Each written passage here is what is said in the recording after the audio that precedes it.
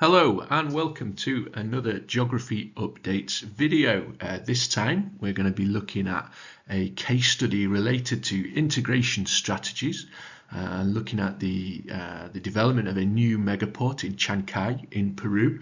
But as we'll see, this not only links to Theme 2 of BFI Geography and Integration Strategies, but other elements of Theme 2, as well as lots of elements of Theme 1 of Geography as well, looking at maritime trade and the importance of maritimization in the global economy. So on the 14th of November 2024 took place the inauguration ceremony opening the port of Chancay in Peru, and it was attended by Xi Jinping, the leader of China, and Dina Boluarte, the leader of Peru, in a glamorous sort of ceremony opening up the new port at Chancay. Now, we're locating ourselves in Peru, on the western coastline of South America, and Chancay is located just north of Lima, the capital city.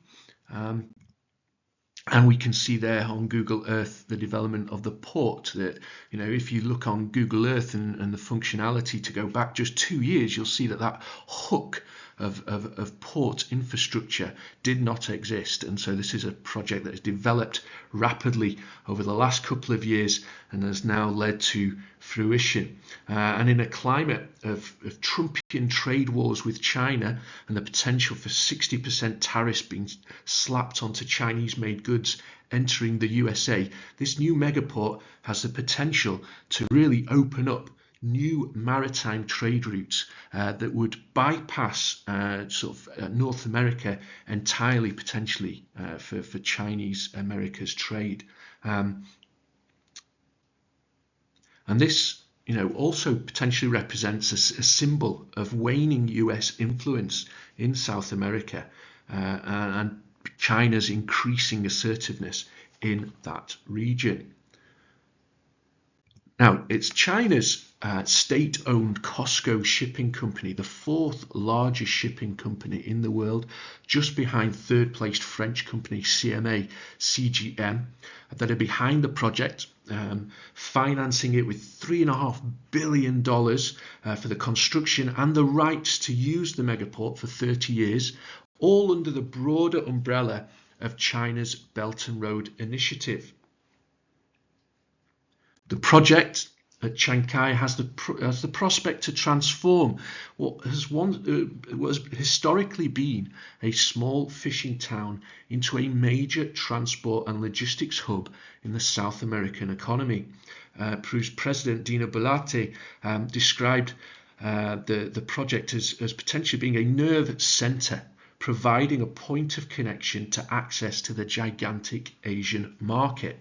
And this not only brings potential benefits to Peru and the export of certain goods, but also other South American countries too, like Chile, Ecuador, Colombia, and Brazil, who are projected to use Chancay as a hub to export goods to Shanghai, such as Brazilian soybeans or Chilean copper.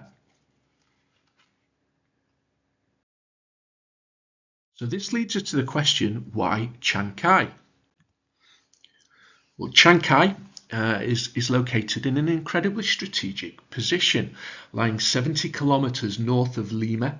It is well connected to the long Pan-American tunnel that would connect it to Lima and the broader Pan-American highway, which runs the length of the continent from the southern parts of Chile right through to the USA and Canada. It is also the only deep water port in Latin America with a maximum depth of 17.8 meters. And with its 4, soon to expand to 15 quays, it can accommodate the largest container ships in the world. Container ships such as this is a triple E class container ship. It has a capacity of up to 18,000 TEU containers. And the port is estimated to transit over 1 million containers in its first year, rising to 1.5 million in the subsequent years. This provides major time cost benefits for global trade, Ordinarily, to transport merchandise from Europe to Asia via the Red Sea, it takes 35 to 45 days. But Asia to Chancay is projected to only take 23 to 28 days, Peru now being closer to Asia than Europe in trading terms. And there are other possible benefits for Peru. It would become better integrated into the global economy, and Peru's exports used to have to be transshipped through Central or North America before being shipped on to Asia, and now this can create a more direct trade route. This could also have the potential to help Peru attract more foreign direct investment. It also has the potential to create lots of job opportunities, not just in construction related to the port, but also many young Peruvians from the Confucius Institute. Confucius Institutes being educational institutions run by the Chinese government to promote language and Chinese language and culture overseas. Another branch of the ways in which China tries to broaden its influence overseas. So young Peruvians at the Confucius Institute in Lima report has been eager to use their newly acquired language skills to apply for positions as translators, technicians and operators at the port, and then potentially with other businesses that may locate there as well. The Costco company also point towards this being a very sustainable construction project and port project as well. It's been developed as a green, low-carbon, smart port with the use of electronic container trucks that with autonomous driving. They also point to the conservation work that has taken place around the site, although this is a much more controversial issue, but the company claimed that the wetland at the entrance to the project has been preserved and is a habitat for birds and wildlife such as seals, pelicans and penguins, and that in the construction process great efforts were made to control the noise, lighting and dust creation to minimize the environmental impact. Nevertheless, that's just one side of the story, and critics point out a host of potential negative impacts of the project. Locals claim that irreparable damage has been done to the local fishing industry that has been the bedrock of the community for many, many years. One fisherman, Julio Cesar, who's 76 years old and had been a fisherman at Chancay, in the waters around Chancay for 58 years, said that there are no more fish. Before I only had to row for 1 hour to find fish, now it's 3. They've destroyed everything now that they are the owners of the sea.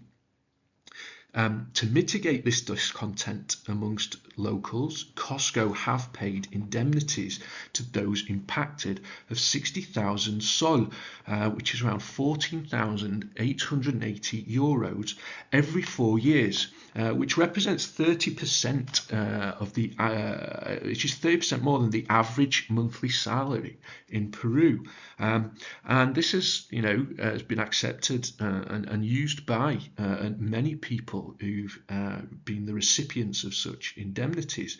One recipient, Juan, who's the president of the Union of Artisanal Fishermen in Chancay, was quoted as saying, "Thanks to Costco, I can send my 2 daughters to university in Spain.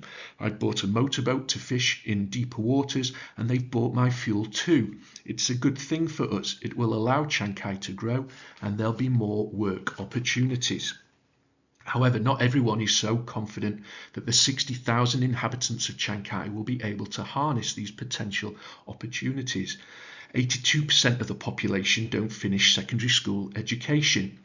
Jobs in an automised port will be limited, and most people lack the qualifications to work in industries that may decide to locate in Chancay. There are also major concerns about the lack of investment in public services, which will be overwhelmed further if projections of Chancay's population increase by a factor of 10 in the next 5 years due to centripetal migration bear fruit.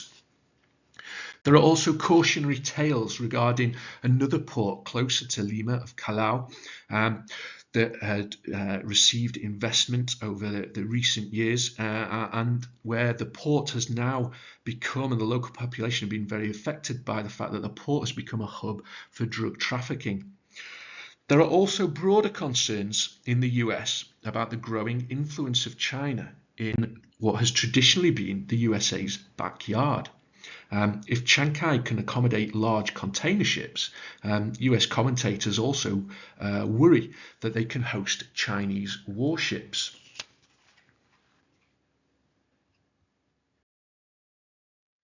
BRI infrastructure projects of this nature often build dual-use sites and facilities which could serve as points of future multi-domain access for the Chinese army and strategic military choke points. This is the view of General Laura Richardson, a recently retired chief of the US Southern Command, which covers the Latin America and Caribbean region.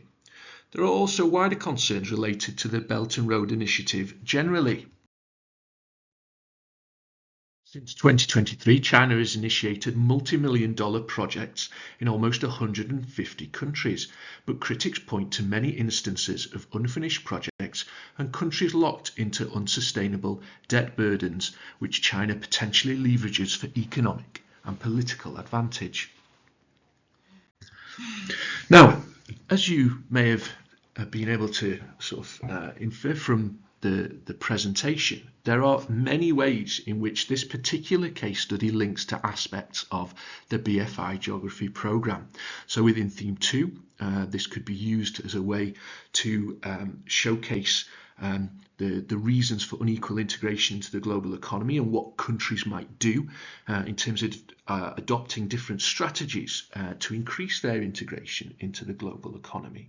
It also might allow you to use examples from this case study to show the ways in which different actors play a role in reducing global inequality, whether that be nation states, whether that be major world economic powers. It could be the role of companies like Costco Shipping, that are aiming, all play a role in developing greater integration, therefore reducing global inequality. There's also a dimension of this case study that could be used to examine the ways in which the power and influence of emerging countries is changing the nature of global economic governance, both in the context of waning US power and growing Chinese power, and therefore the sort of also the potential for South America to experience a development dividend as a result of these sorts of projects too. There are also links to Theme 1 of maritime areas and geopolitics at the heart of a globalized world. It could be used to examine the factors affecting maritime trade patterns, with a particular link into the importance and influence of large shipping companies in containerized trade and the role they play in organizing trade routes. It could be used to examine more broadly the importance of maritimization as a factor in the organization of the global economy. And there are also links to key terms within Theme 1 as well, like containerization and maritime choke points too. Okay, I hope you found that useful, and I hope you come back soon to the Geography Updates YouTube channel for some more helpful updates in the future.